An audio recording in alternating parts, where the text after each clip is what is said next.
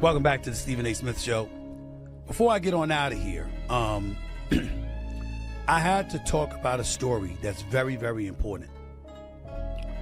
And albeit indirectly, it involves... We are watching a corporate coup happen in real time, and most people are too distracted by the box scores to see the strings being pulled. While the media debates turnovers and rookie records, a massive power shift has occurred that has effectively stripped the WNBA commissioner of her control over the league's narrative. The moment Caitlin Clark put pen to paper on that $28 million contract with Nike, the hierarchy of women's basketball didn't just shift, it shattered. We are looking at a scenario where a rookie player now has more financial leverage, more global marketing backing, and more institutional power than the league she plays in. Stephen A. Smith has been sounding the alarm on this for months, but his latest comments confirm what insiders have whispered since the draft. Nike isn't just sponsoring a player, they are taking over the headquarters of the sport itself, and the WNBA commissioner, Cathy Engelbert, is reportedly in a state of absolute shock as she realizes her influence is slipping away. To understand why the commissioner is panicking, you have to look at the raw economics of this deal. This isn't a standard endorsement. This is an 8-year marriage between the biggest sports apparel company on earth and a singular athlete. When news broke that Clark signed for $28 million, it sent a shockwave through the locker rooms of every veteran player in the league. For context, Clark's actual salary from the WNBA is roughly $76,000. That is a rounding error compared to the Nike check. This created an immediate crisis of authority. Who does Caitlin Clark listen to? Does she listen to the league that pays her pennies and fails to protect her from hard fouls? Or does she listen to the conglomerate paying her millions to be the face of the future? Stephen A. Smith pointed this out explicitly, noting that money talks, and right now, the WNBA is whispering while Nike is screaming. Stephen A. Smith has become the unlikely voice of truth in this saga, and he hasn't held back in exposing the ugly underbelly of the situation. He recently went on a tirade that confirmed what many fans felt. There is a deep-seated resentment against Clark from the old guard of the WNBA. He labeled it as pure jealousy, stating clearly that these veterans are upset because the golden child is skipping the line. But what makes his confirmation so damning is that he tied it back to business. He argued that these players and the league office are fumbling the bag by alienating the very person bringing in the revenue. He confirmed that the friction isn't just competitive, it's personal, and it's threatening to derail the growth of the sport. His sources indicate that the gatekeeping we see on the court is being fueled by an insecurity that Nike has effectively chosen their queen, and it wasn't anyone from the existing roster of champions. Cathy Engelbert, the WNBA commissioner, is supposed to be the most powerful person in women's basketball, but this season has exposed her as being totally outmaneuvered. The Nike deal was a direct signal that the brand does not trust the league to market Clark correctly. When you see the massive marketing campaigns, the billboards, and the dedicated social media pushes from Nike, they feel completely separate from the WNBA's own branding. It's almost as if two different leagues are running at the same time. One is the WNBA, trying to balance egos and maintain the status quo, and the other is the Caitlin Clark League, run by Nike.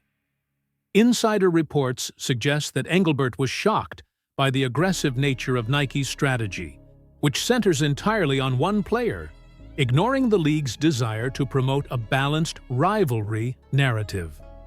The commissioner is trying to play nice with everyone, while Nike is playing to win. Nothing illustrates this takeover better than the signature shoe war. It is an open secret that Aja Wilson, a two-time MVP and champion, was frustrated by the timeline of her own shoe deal. She has been the face of excellence in the league for years, yet she had to wait. Meanwhile, rumors swirled that Clark was promised a signature shoe immediately as part of her rookie deal. This sent the WNBA locker rooms into a frenzy. It validated everything the critics were saying about privilege, but from a business standpoint, it confirmed Nike's ruthlessness. They didn't care about tenure. They cared about sales. Stephen A. Smith weighed in on this, emphasizing that marketability is not the same as merit. He confirmed that Nike's decision was purely financial, and the fact that the commissioner couldn't soothe the ruffled feathers of her veteran stars shows just how little control she has over the situation. The shoe isn't just footwear, it's a crown, and Nike put it on the rookie's head. You cannot discuss this power struggle without mentioning the icons of the past, specifically Cheryl. Swoops. The tension between Swoops and the Clark narrative has been palpable. Swoops has been vocal, often critical, of the hype surrounding Clark, leading to a public falling out that Stephen A. Smith addressed directly. He called out Swoops for letting personal bias cloud her analysis, effectively accusing a legend of the game of hating on the new generation. This feud is symbolic of the wider war. The old guard feels they built the house that Clark is now living in rent-free. They feel erased. But here is the harsh reality that Smith highlighted. The house they built wasn't making money. It was subsidized by the NBA for decades.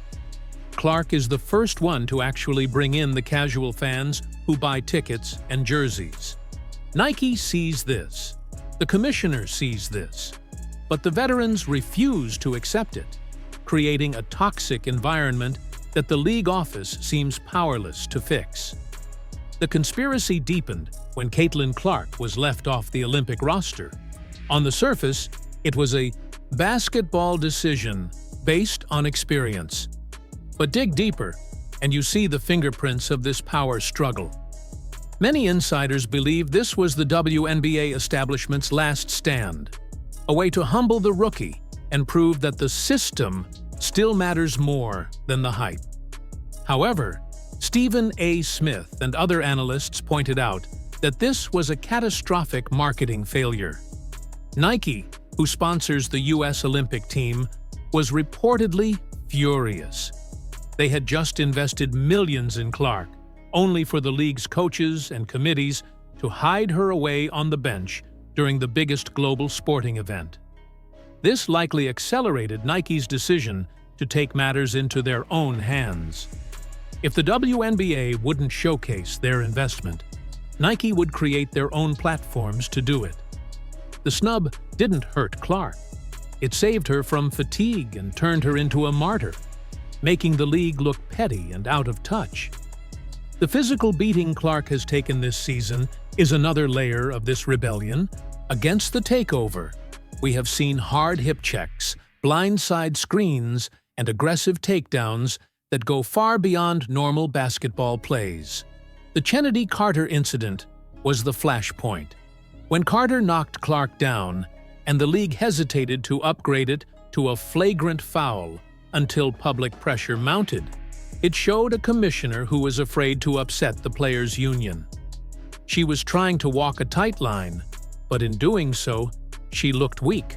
Stephen A. Smith exploded on this topic, warning the league that they were treating their golden goose like a piñata.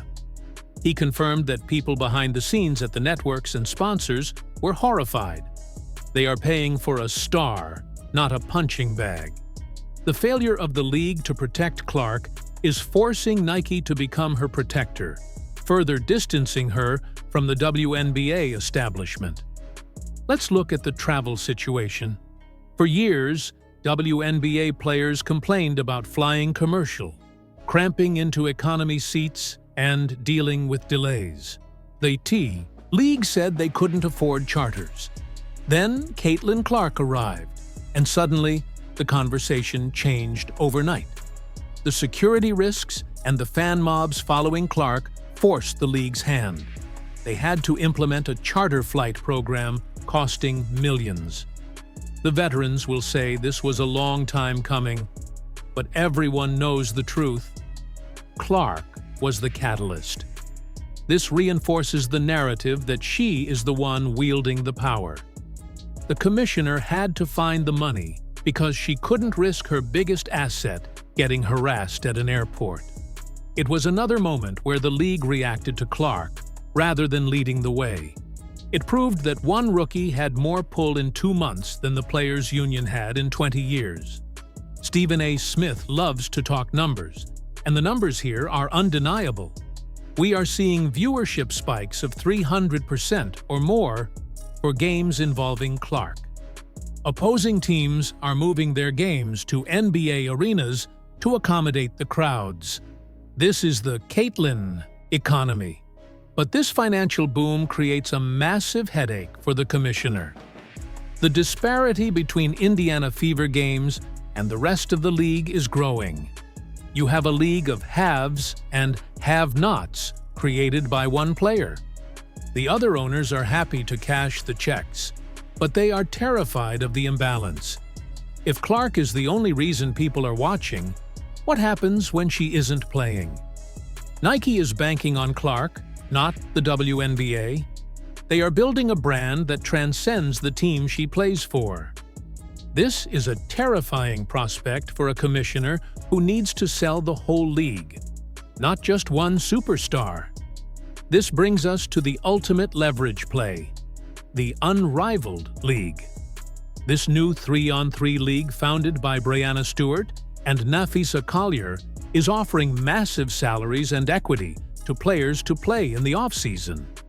There are rumors and heavy speculation that they are preparing a monster offer for Clark. If she joins, it further dilutes the WNBA's control over her. But, more importantly, it gives her an exit strategy. With Nike's backing and alternative leagues popping up, Clark doesn't need to be held hostage by WNBA politics. Stephen A. Smith has hinted that the players treating her poorly need to be careful, because she has options they don't have. If she decides to take her talents elsewhere or prioritize other ventures, the WNBA collapses back into obscurity. The commissioner knows this, and it's why she is paralyzed. She cannot discipline the veterans too hard without losing the locker room, but she cannot let them destroy Clark without losing the audience. We have to address the elephant in the room that Stephen A. Smith brought to the forefront: the racial and cultural dynamics. He faced backlash for suggesting that Clark's race plays a role in her marketability, but he stood by his analysis that it also plays a role in the animosity she faces. This is the most sensitive part of the Nike takeover. Nike is a global brand that knows how to market stars across all demographics. By betting on Clark, they navigated a cultural minefield that the WNBA was ill-equipped to handle. The commissioner's silence on the toxic discourse swirling around race and privilege was deafening. She allowed the narrative to fester until it became a national news story. Nike, on the other hand, kept the message simple: greatness. By focusing purely on her game and her impact, Nike bypassed the messy politics that the league is drowning in. The strategy Nike is employing is identical to what they did with Tiger Woods in the 90s. When Tiger arrived, the PGA Tour was a niche, conservative old boys club. Tiger didn't fit in. The veterans hated the attention he got. But Nike built a machine around him that was bigger than the PGA. They made Tiger the brand. They are doing the exact same thing with Caitlyn Clark. They are effectively telling the WNBA, "You are just the venue. She is the event." Stephen A. Smith recognizes this pattern. He sees that the commissioner is being reduced to a venue manager while the sponsors dictate the show. This is why the rumors of Nike HQ taking over are so potent. They are calling the shots on how she is presented to the world, leaving the WNBA to simply turn on the lights and open the doors. So where does this leave Kathy Engelbert? She is in the hottest seat in sports. If she cannot bridge the gap between the jealous veterans and the new superstar, she might not last. The owners want money, and Clark brings money. If the players revolt, the owners will side with the cash. Stephen A. Smith's confirmation of the takeover is a warning shot. He is letting the world know that the traditional power structure is dead. The commissioner's shock is the realization that she is no longer the most important woman in the WNBA. That title now belongs to a 22-year-old from Iowa. The league office is scrambling to stay relevant, trying to attach themselves to Clark's rising star, while frantically trying to keep the other players from tearing it down. In the end, what we are witnessing is the total disruption of a professional sport. Stephen A. Smith didn't just share a hot take, he pulled back the curtain on a hostile takeover. Nike and Caitlin Clark have formed an alliance that is more powerful than the WNBA commissioner, the veteran players, and the critics combined. The jealousy, the hard fouls, and the petty comments are just the death throes of the old regime. The commissioner is shocked because the game has changed, and she wasn't the one who changed it. The power is now in the hands of the talent and the brands that back them. As we look toward the next season, one thing is guaranteed. The WNBA may print the schedule, but Nike and Caitlin Clark are writing the script. And for everyone else in the league, it's time to get on board or get left behind.